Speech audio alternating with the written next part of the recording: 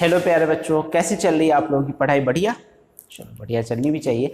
आज का जो हमारा वीडियो लेक्चर है इसमें हम पढ़ने वाले हैं मोशनल ईएमएफ के बारे में। ठीक है, मोशन के कारण जो ईएमएफ होगा। ठीक है, तो मोशन के कारण जो ईएमएफ होगा उसका एक्सप्रेशन निकालने से पहले आपको ये जानना जरूरी है कि what is Fleming's right hand rule. ठीक है, इसे मोशनल ईएमएफ का डायरेक्शन हम फाइंड आउट करेंगे। ओके, उसको समझेंगे, पहले राइट हैंड रूल को समझेंगे, उसके बाद हम फ्लक्स के वेरिएशन को समझेंगे, किन किन फैक्टर पर फ्लक्स का वेरिएशन डिपेंड करेगा, देन एक्सप्रेशन फाइंड आउट करेंगे मोशनल ईएमएफ का। ठीक है, तो बारी बारी से एक एक हर एक टॉपिक का पोस्टमार्टम करेंगे। चलिए देखते हैं ऑन द बोर्ड। देखिए यहां पर है फ्लेमिंग्स राइट हैंड रूल क्या कहता है। देखो, if we stretch three fingers of right hand mutually perpendicular direction, three fingers right hand का three fingers mutually perpendicular direction में स्ट्रेच करें such that four finger points the direction of magnetic field. ये four finger जो है वो क्या find out देता है? फोर फिंगर्स मैग्नेटिक फील्ड को, फिंगर जो देता है वो क्या देता है?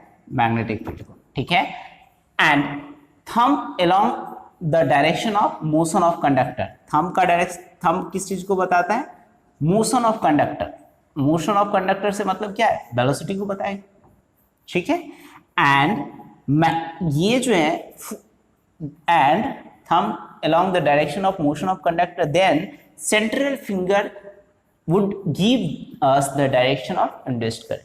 तो सेंट्रल फिंगर जो देगा वो क्या देगा?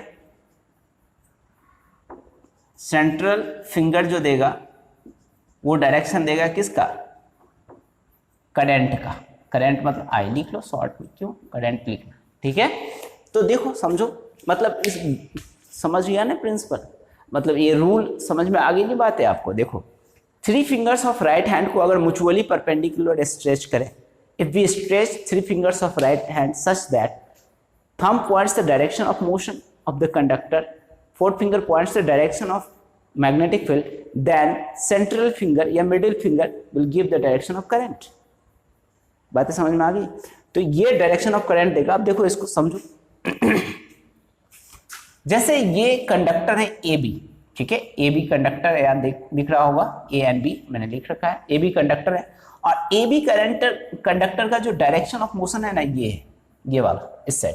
तो जो क्रॉस साइन है वो मैग्नेटिक फील्ड दे रहा है, तो मैग्नेटिक फील्ड कैसे है? अंदर की तरफ, और ये जो है ना ए से बी के डायरेक्शन में, जैसे ये इस मैग्नेटिक फील्ड को और थंब देता है वेलोसिटी को, तो ये जो देगा मिडिल फिंगर जो डायरेक्शन देगा वो किसका देगा?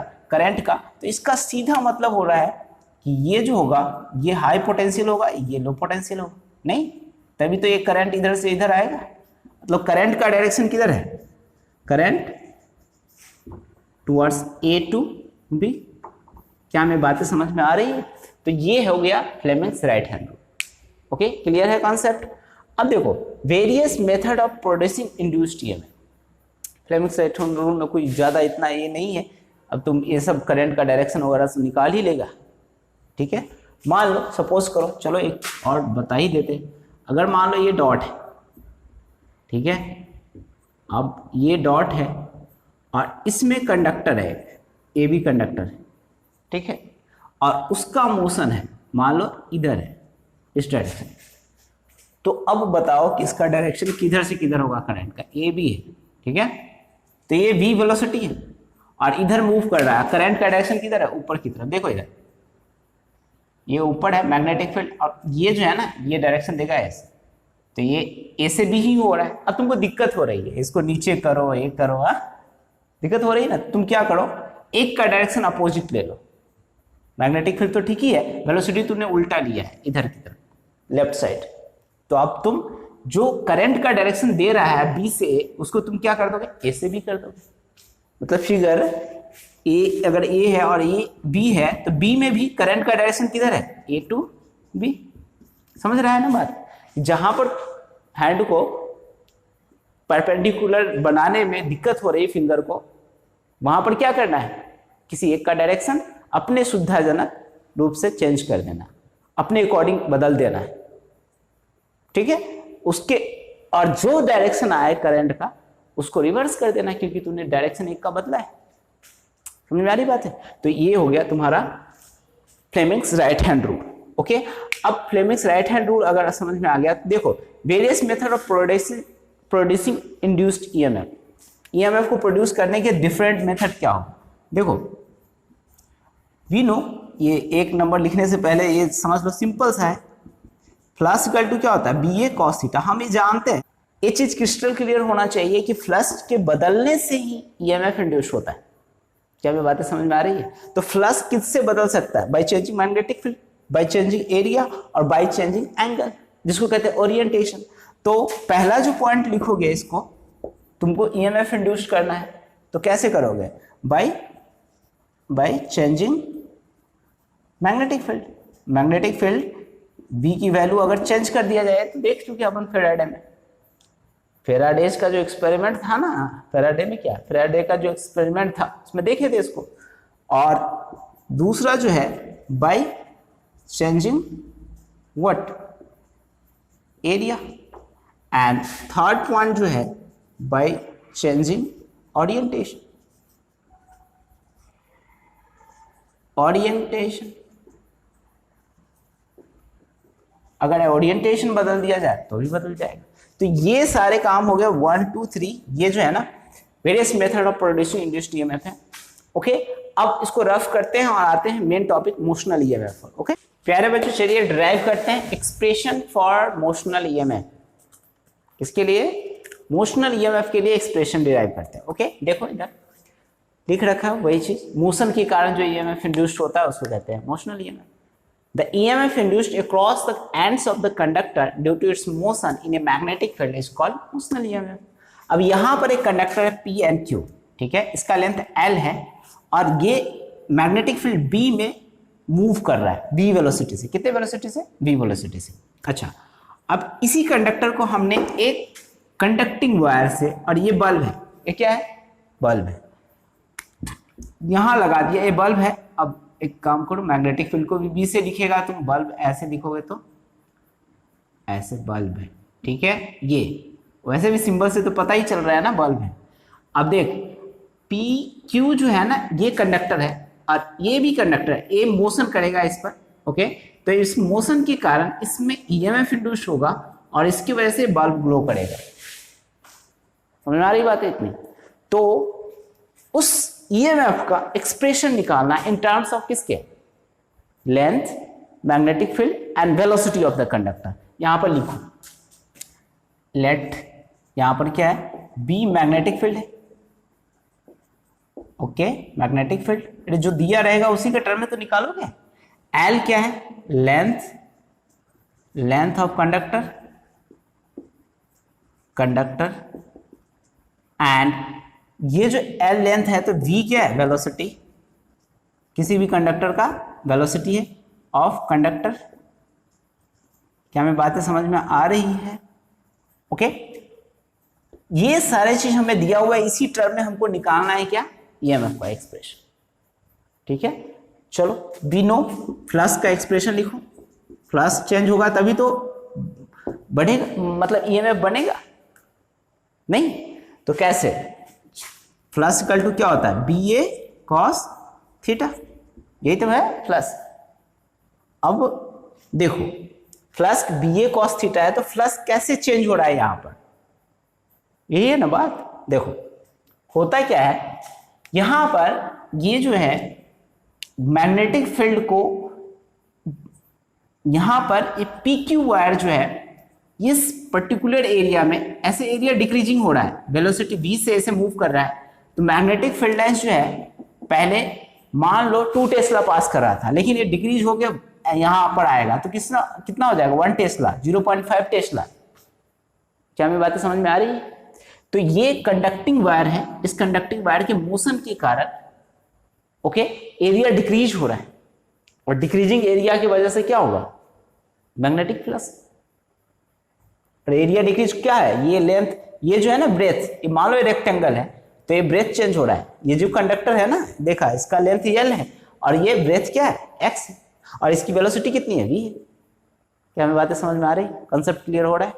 तो ये वेलोसिटी V से जैसे ही आएगा तो यहाँ का जो एरिया जो है, जो X था, मान लो इनिशियली X लेंथ था, अब फाइनल लेंथ कितना हो जाएगा, x माइनस, अगर कम हो रहा है तो कितना हो जाएगा, डेल्टा x, इतना। तो ये कितना होगा, चेंज बता, चेंज क्या होता है, फाइनल माइनस इनिशियल। तो ये फाइनल कितना हो जाएगा, x minus D x minus x, तो ये कितना हो जाएगा, तो माइनस डी एक्स हो जाएगा, नहीं तो यही तो हो गया माइनस डी एक्स। मतलब डेल्टा एक्स जो है चेंज है, यहाँ पर डेल्टा एक्स भी क्या होता है, चेंज ही तो है, चेंज है, चेंज है, ये बता दो माइनस डी एक्स डिक्रीज कर रहा है, आ रहा है। अच्छा, यहाँ पर थीटा क्या है, एंगल क्या है, देखो एंगल अगर निकालना है तो तुमको magnetic field and area vector, यहाँ क्या है, ए एरिया वेक्टर, तो एरिया वेक्टर का डायरेक्शन किससे डिसाइड होता है, जब कोई करंट कैरिंग कॉइल हो तो मैग्नेटिक मोमेंट्स, जिस डायरेक्शन में मैग्नेटिक मोमेंट उसी डायरेक्शन में एरिया वेक्टर। तो देखो जैसे ही ये कंडक्टर PQ है, ओके, PQ के अलोंग अभी right hand Fleming's right hand rule पढ़ाया आपको, इस फिंगर को परपेंडिकुलर स्ट्रेच करो, मैग्नेटिक फील्ड अंदर की तरफ है, PQ के डायरेक्शन में ये क्या कर रहा है, PQ की डायरेक्शन करंट होगा, देखो मैग्नेटिक फील्ड अंदर की तरफ है और वेलोसिटी जो हो रहा है इधर की तरफ लेफ्ट साइड, तो थंब वेलोसिटी को बता रहा है, तो ये जो है ना, ये जो मिडिल फिंगर है क्या देगा, करंट की डायरेक्शन, तो करंट का डायरेक्शन किधर होगा, P टू Q। क्या मैं बातें समझ में आ रही है, मतलब करंट का डायरेक्शन जो होगा P से Q की तरफ, तो P से Q की तरफ होगा, इसका क्या मतलब होता है, ये जो है ना हाई पोटेंशियल होगा, ये लो पोटेंशियल है, ओके, तो यहां से ये करंट ऐसे फ्लो होगा, ऐसे, तो ये करंट ऐसे फ्लो होगा इस तरह से। क्या मैं बातें समझ में आ रही है, तो करंट ऐसे है, मैग्नेटिक मोमेंट का डायरेक्शन करंट के अलोंग फिंगर को कर्ल करो, थंब मैग्नेटिक मोमेंट का डायरेक्शन देता है, तो मैग्नेटिक मोमेंट का डायरेक्शन अंदर की तरफ है, इसका मतलब एरिया वेक्टर भी क्या है, अंदर की तरफ है। तो अब एंगल बताओ कितना हो गया, magnetic field and area vector के बीच का एंगल कितना हो जाएगा, 0 degree. So here angle theta between magnetic field B and A, magnetic field and area के बीच का जो एंगल हो जाएगा वो कितना हो जाएगा, 0 डिग्री। तो फ्लक्स इक्वल टू क्या हो जाएगा, BA cos 0 एंड cos 0 की वैल्यू कितनी होती है 1, तो फ्लक्स इक्वल टू क्या हो जाएगा BA। क्या मैं बातें समझ में आ रही है। अब देखो यहां पर फ्लक्स का वैल्यू लिख लो, फ्लक्स इक्वल टू क्या होगा, B इंटू A की जगह पर क्या लिखोगे, लेंथ इंटू ब्रेथ, लेंथ क्या है L है और ब्रेथ कितना हो जाएगा X, तो L इंटू X, समझ में आ रही बात है। तो ये है फ्लक्स। अब हमें EMF निकालना है, इसका EMF का एक्सप्रेशन डिराइव करना है, तो फ्रॉम फेराडेज लॉ, फेराडेज के नियम से, डेज लॉ, फेराडे का अगर लॉ लिखे तो देखो EMF इक्वल टू क्या हो जाएगा, minus d∅b upon dt। Sir ये माइनस साइन तो लेंज ने दिया था, तो आप फेराडे लॉ की लिख के ये दे रहे हैं, ठीक है, वो माइनस ही साइन दिया था ना, बाकी सब तो वही फेराडे जी ने दिया था, तो मोशनल EMF का सारा क्रेडिट तो फेराडे लेके चला गया, बस उन्होंने डायरेक्शन बता दी, तो इसलिए हम फेराडेज लिख रहे हैं। तो चाहो तो लेंज भी लिख सकते हो, गलत थोड़ी ना होगा, ठीक है। तो यहाँ पर ये ऐसे हो गया, EMF इक्वल टू माइनस, यहाँ पर देखिए क्या लिखेगा, तो BLX अपॉन dt, ओके। अब EMF minus BL dx upon dt, और ये dx अपॉन dt को हम क्या लिखेंगे बताओ मुझे, माइनस BL माइनस b, कैसे कैसे लिखेंगे माइनस b, देखो सेंस v इक्वल टू क्या होता है dx अपॉन dt, और ये dx की वैल्यू देख, चेंज की वैल्यू कितनी है, माइनस dx अपॉन dt, ये चेंज ही तो बताता है dx, और उसकी वैल्यू कितनी निकाले हो अपनी चेंज की, dx माइनस dx, क्योंकि डिक्रीजिंग है, कम हो रहा है, तो डिक्रीजिंग क्वांटिटी को तो ऐसे ही दिखाते हैं। तो ये क्या हो जाएगा, वेलोसिटी जो होगा ये dx अपॉन dt के जगह पर लिखोगे, अब मान लो इधर माइनस वेलोसिटी आ जाएगा, माइनस साइन आ जाएगा वेलोसिटी के पास, तो यहाँ क्या लिखोगे अभी, तो EMF इक्वल टू क्या हो जाएगा BLV, मतलब जो इंड्यूस्ड EMF होगा वो कितना होगा BLV, इसको ब्लैफ बोलते हैं शॉर्ट में याद रखने के लिए, ठीक है, बात समझ में आ रही। देखो अभी एंगल क्या था, 0 डिग्री था, मान लो थीटा एंगल हो जाए एरिया वेक्टर और मैग्नेटिक फील्ड के बीच, तो उसके लिए जनरल फॉर्मूला क्या है वो लिख लो, जनरल फॉर्मूला फॉर EMF, ठीक है, फॉर एनी एंगल थीटा। इसको तो मैं रफ कर देता हूँ, इसे दिखाने के लिए रखा था। इसमें इसका डायरेक्शन निकालोगे ना करंट का, ये जो है ना नीचे की तरफ आएगा, करंट का डायरेक्शन जो होगा नीचे की तरफ होगा, तो इसको रफ कर देंगे और यहां पर मैं लिख देता हूं फॉर एनी एंगल थीटा। ये हटा दो, क्या है, फॉर एनी एंगल थीटा, किसी भी थीटा एंगल के लिए। तो ये क्या हो जाएगा, ईएमएफ इक्वल टू क्या हो जाएगा बता मुझे, B cross V dot L.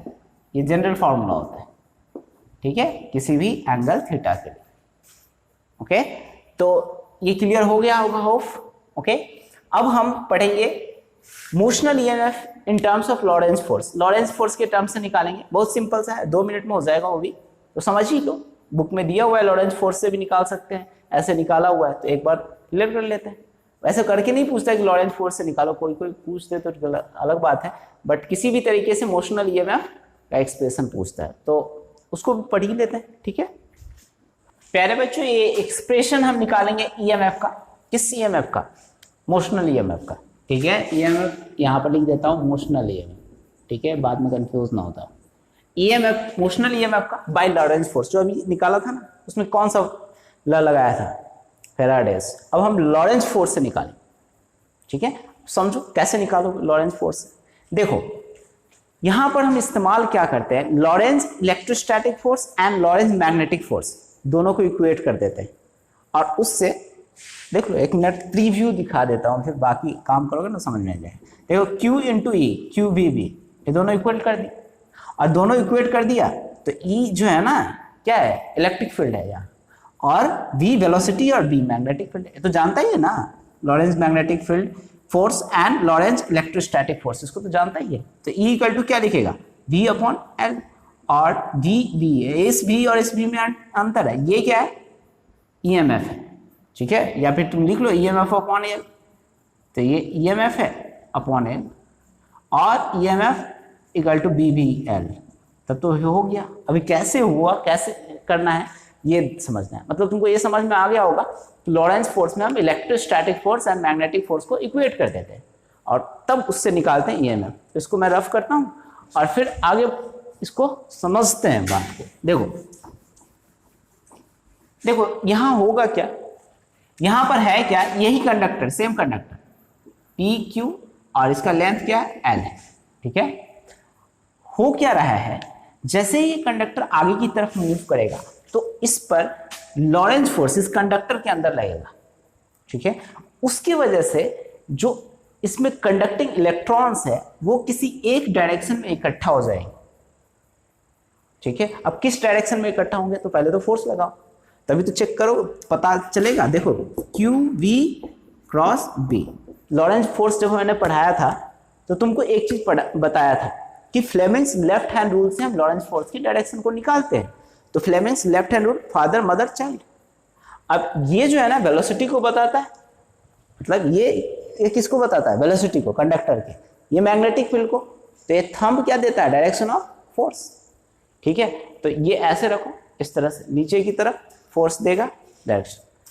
तो ये जो डायरेक्शन बताता है इसको समझो कि फोर्स की वजह से, ये फोर्स की वजह से जो इलेक्ट्रॉन होंगे वो कहाँ आ जाएंगे, क्योंकि फोर्स नीचे की तरफ लग रहा है, तो इलेक्ट्रॉन कहाँ आएंगे, नीचे की तरफ नहीं, फोर्स तो लगेगा नीचे की तरफ लेकिन इलेक्ट्रॉन ऊपर की तरफ जाएगा, पॉइंट टू बी नोटेड। क्यों, क्योंकि ये नेगेटिव साइन है, माइनस साइन है, तो फोर्स का डायरेक्शन नीचे की तरफ है। तो तुमको बताया था अगर चार्ज नेगेटिव रहेगा तो फोर्स एक्चुअली में लगेगा ऊपर की तरफ। जो फ्लेमिंग्स ने लेफ्ट हैंड रूल बनाया हो तो पॉजिटिव चार्ज के लिए बनाया है, तो इलेक्ट्रॉन के लिए लगेगा ऊपर की तरफ, तो ऊपर की तरफ लगाओ फोर्स, तो ऊपर की तरफ फोर्स लगाओगे तो इलेक्ट्रॉन सारे यहाँ इकट्ठा होंगे। तो इलेक्ट्रॉन जहाँ इकट्ठा होते हैं वहाँ क्या होता है, लो पोटेंशियल, और नीचे क्या हो जाएगा, हाई पोटेंशियल। क्या मैं बातें समझ में आ रही है।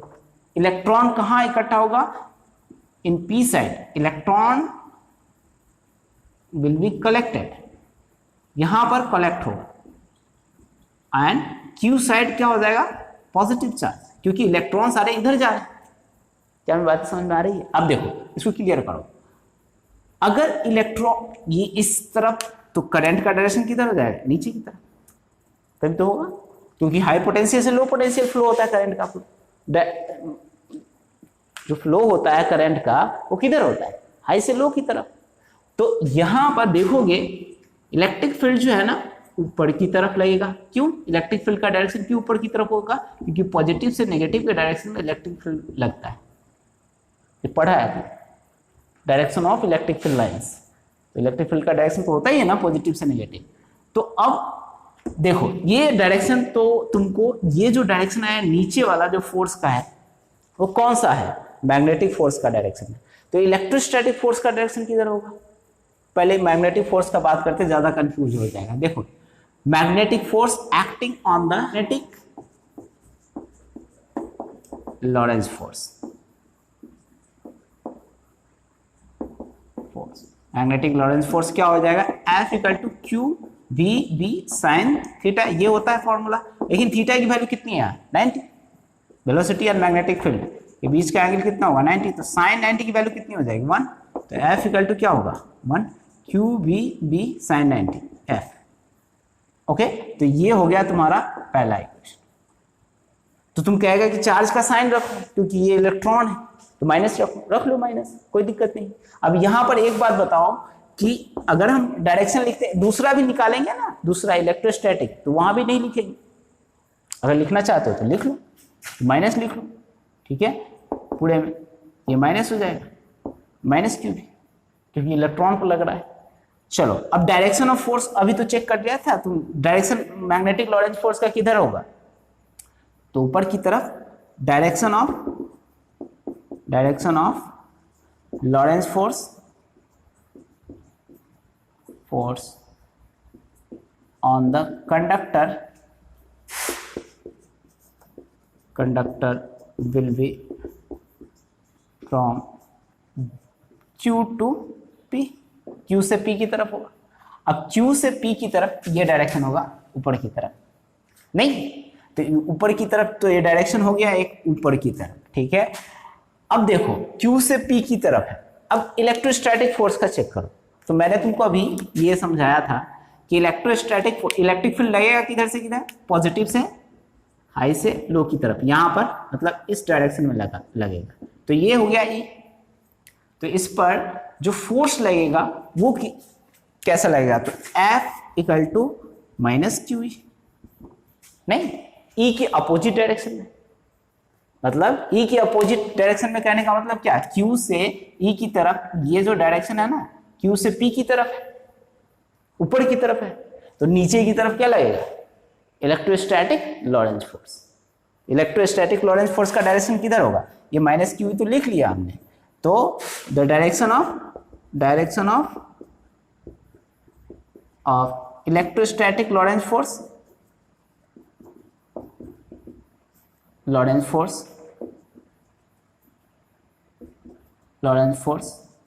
will be P to Q, मतलब P टू Q। इससे क्या समझते हैं आप कि मतलब नीचे की तरफ लगेगा। तो एक फोर्स जो है वो ऊपर की तरफ लग रहा है, कौन सा फोर्स, मैग्नेटिक लॉरेंज फोर्स, ये ऊपर की तरफ Q से P की तरफ, और इलेक्ट्रोस्टैटिक लॉरेंज फोर्स किधर लगेगा, P से Q की तरफ। तो इसका मतलब ये दोनों क्या हो गया, अपोजिट डायरेक्शन में लग रहा है। तो एक पर्टिकुलर सिचुएशन आएगा, ये जो m है वो E के इक्वल हो जाएगा, यहां पर m लिख लो सबस्क्रिप्ट में, क्लियर हो जाए। इक्विलिब्रियम कंडीशन, ये भी तो इलेक्ट्रॉन कितना फ्लो करते करते एक इक्विलिब्रियम स्टेडी स्टेट तो आएगा ही ना, एट इक्विलिब्रियम इक्विलिब्रियम कंडीशन पर क्या हो जाएगा, F M will be equal to F E. क्या मैं बातें समझ में आई, तो एफ एम जो होगा magnetic Lorentz force minus Q V B equal to minus Q E, और इसी चीज को हम क्या करना है, इसको ऊपर लाना है, Q V B, Q Q cancel हो जाएगा, तो वी बी ई, ठीक है। और ये v क्या है, वेलोसिटी, और ये b मैग्नेटिक फील्ड, और e क्या है, इलेक्ट्रिक फील्ड। तो इलेक्ट्रिक फील्ड का हम क्या जानते हैं, इलेक्ट्रिक फील्ड इक्वल टू क्या लिखते हैं, सो बताओ मुझे, ई इक्वल टू क्या लिखता है, वी, ये यहाँ पर ईएमएफ है अपॉन एल, वी क्या है यार, ये जो बड़ा वाला वी है ना, यहाँ लिख लो, ये बड़ा वाला वी जो है ईएमएफ है। ओके, तो इसको जब सॉल्व करोगे ना तो ये इसमें पुट करो इसको, वैल्यू को, ऊपर का वैल्यू। ओके, यहां पर पुट करोगे ना, पुटिंग इन इक्वेशन 1 में पुट करोगे ना, तो वी एल, तो वी जो है ना ईएमएफ है BVL, ये ब्लैक हो जाएगा, ये हो गया तुम्हारा। क्या बात समझ, ये जो आया वी का expression same as Faraday's law के अकॉर्डिंग आ गया, मतलब कहने का फिर से BVL, ये V क्या है, ईएमएफ है, ये BVL के अकॉर्डिंग। समझ में आ रही, सारा क्लियर हो रहा कॉन्सेप्ट? ठीक है, कोई डाउट हो तो कमेंट सेक्शन में लिख के बताओ। ठीक है, मिलते हैं फिर नए वीडियो लेक्चर के साथ, तब तक वीडियो वॉच करने के लिए धन्यवाद एंड गॉड ब्लेस यू।